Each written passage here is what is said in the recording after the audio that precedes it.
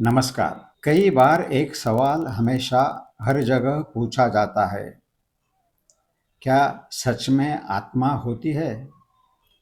और इस सवाल का जवाब अलग-अलग तरीकों से दिया जाता है, पॉजिटिव या नेगेटिव।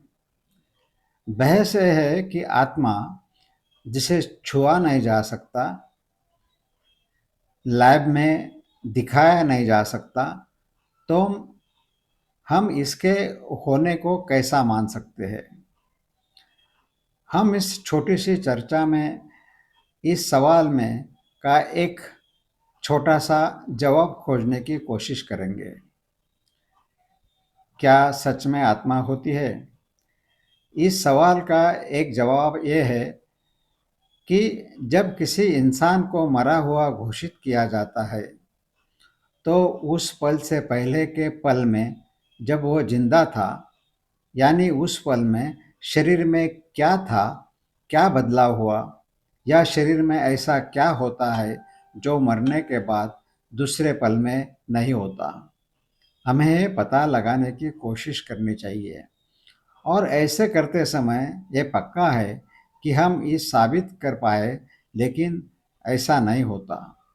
कई बार कुछ लोग इस सवाल का जवाब देते हुए इस एनर्जी कहा देते हैं। ठीक है, कोई बात नहीं। अगर ये एनर्जी, तो एनर्जी शब्द इंग्लिश है। आत्मा और एनर्जी में कितनी समानता है, ये एक अलग सवाल है। तो अगर इसे एनर्जी कहते हैं, तो एनर्जी कर्म से दिखती है, समझती है। ये आँखों से नहीं दिखती, इसे छुआ नहीं जा सकता।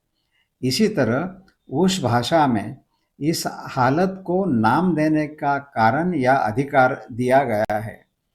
क्या हमारी भाषा को इस हालत को नाम देने का अधिकार नहीं है? तो अगर इस नाम दिया गया है, तो ये सवाल कैसे उठ सकता है? अगर हम इसे साइंस की तरह देखें, तो सभी भाषाओं को ऐसा नाम देने का अधिकार जरूर है। और अगर हम इसे आत्मा कहते हैं, तो इस पर हंगामा करने का कोई कारण नहीं है। और अगर हम किसी चीज को नहीं देखते या समझते हैं, तो उसके होने का नकारना एक तरह का घमंड है। यह हमारे घमंड को बढ़ाने की कोशिश है।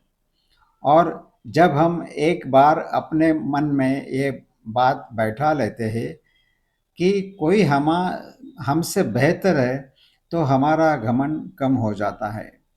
जैसे जैसे घमंड बढ़ता है, नाश शुरू हो जाता है। यह बात दुनिया के सभी फिलोसोफर ने मानी है। यह घमंड हमारी सेहत पर भी असर डालता है। इसलिए भारतीय तत्वज्ञान में हर जगह बताया गया है कि घमंड ही सभी समस्याओं का जड़ है। यह एक संक्षेप में बताया गया विषय है। इस पर बहुत कुछ बातें हो सकती है। अभी के लिए बस इतना ही। धन्यवाद।